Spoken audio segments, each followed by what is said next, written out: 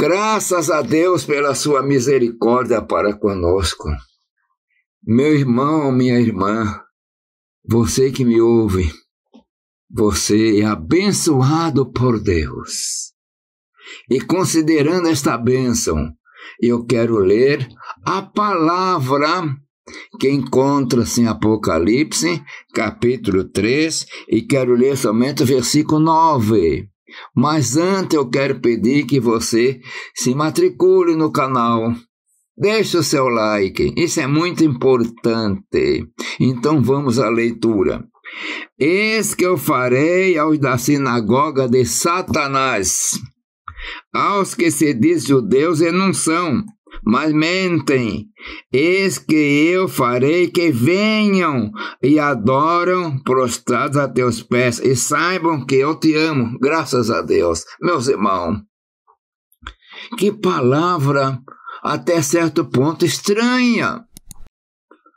A carta à igreja de Filadélfia era considerada uma igreja fiel. Mas note uma coisa.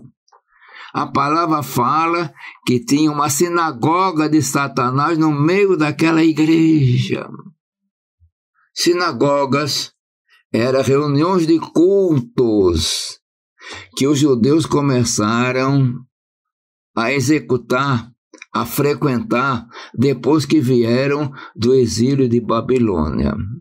Mas vamos entender, aqui não vai dizer, vamos compreender isso, que não é literalmente que dentro daquela igreja que estava ali em Filadélfia, tinha uma outra igreja.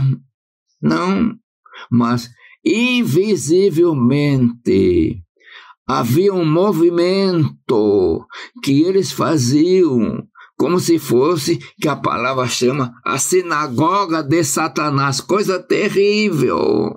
Por que Satanás era o chefe daquela sinagoga? Porque eles trabalhavam contra o princípio do ensinamento deste pastor que está aqui em Filadélfia. Eu quero trazer um pouquinho, meus irmãos. Será que nos dias de hoje nós temos grupos que poderíamos chamar sinagoga de Satanás? Esse grupo não era visível, era invisível, mas parece que tinha um grupo que fazia oposição. E a palavra diz ainda que eles que diziam judeus, parece então um grupo de origem judaica que não estava bem de acordo com o princípio. Parece que queria que a igreja voltasse àqueles princípios judaicos. Então, criava um problema.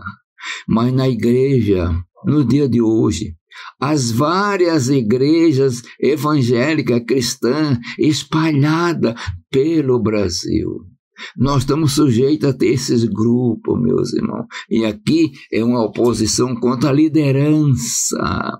Quantos pastores? Eu quero trazer agora uma palavra mais particular para os obreiros. Quantos obreiros choram? Quantos obreiros, pastores, se preocupam pelas madrugadas? Porque tem aquele grupinho que nunca simpatizou com um pastor. Pode ser um pastor fiel, correto, como dá-nos a entender que o anjo da igreja que estava em Filadélfia, que era um pastor, que ele era fiel, mas esse grupo não estava de acordo. Então, hoje em dia, mesmo que nós estamos quase 2000 anos passados, Satanás ainda trabalha para levantar oposição contra a obra do Senhor. E vem sutilmente. E quando ele está fazendo um trabalho bom diante de Deus, aí que aparece mais as lutas para poder derrubar, porque Satanás quer fazer isso, ele quer afastar os bons para que a coisa não funcione. Então você, meu irmão, minha irmã, não faça parte desta sinagoga. Essa sinagoga foi desprezada pelo Senhor. O Senhor chamou sinagoga de Satanás. Isso é uma coisa terrível, irmãos, terrível. Mas uma coisa é certa. Então, eis que eu farei que venham e adoram prostrado a teus pés. Uma promessa para você, que é obreiro, que está sofrendo oposição injusta. O Senhor é quem trabalha. Deixe tudo diante do altar. O Senhor vai trabalhando e dá-nos a entender que Ele, o Senhor, estava trabalhando. Eles começaram a criar um problema.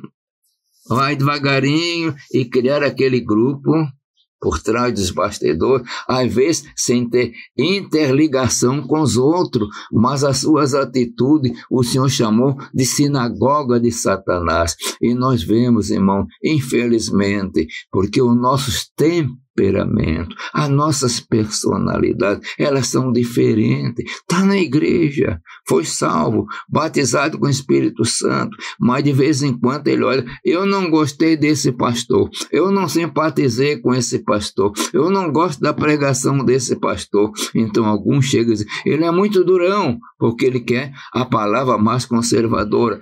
Mas quando ele é mais liberal, é porque é liberal, ele não tem Deus. Então Satanás usa de várias maneiras para trazer problema, para criar problema. Eu quero falar diretamente agora para você que é obreiro, ou pastor presidente, ou pastor auxiliar, ou evangelista, ou presbítero, ou diácono, mas você tem uma responsabilidade na igreja. Não se deixe levar por isto.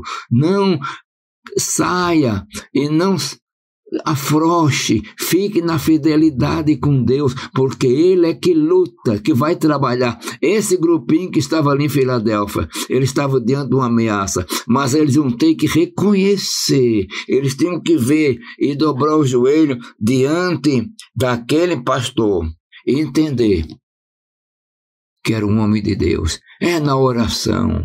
É na oração. A guerra na igreja é vencida pela oração. Então você, meu irmão, minha irmã, não entre neste grupo. Respeite o pastor, respeite o dirigente. E você, não entre neste grupo, saia fora, deixa que Deus trabalhe. É Ele que coloca tudo nos seus devidos lugares. Não fique na posição de ser chamado por Deus, de sinagoga de Satanás. Que o Senhor vos abençoe, que esta palavra venha trazer um pouco de entendimento, edificação, para que não venha sofrer, cair em falta e alguém esvaziar na fé, ficar frio na fé e perder a graça, porque entraram neste grupo. Que o Senhor vos abençoe. Eu quero orar.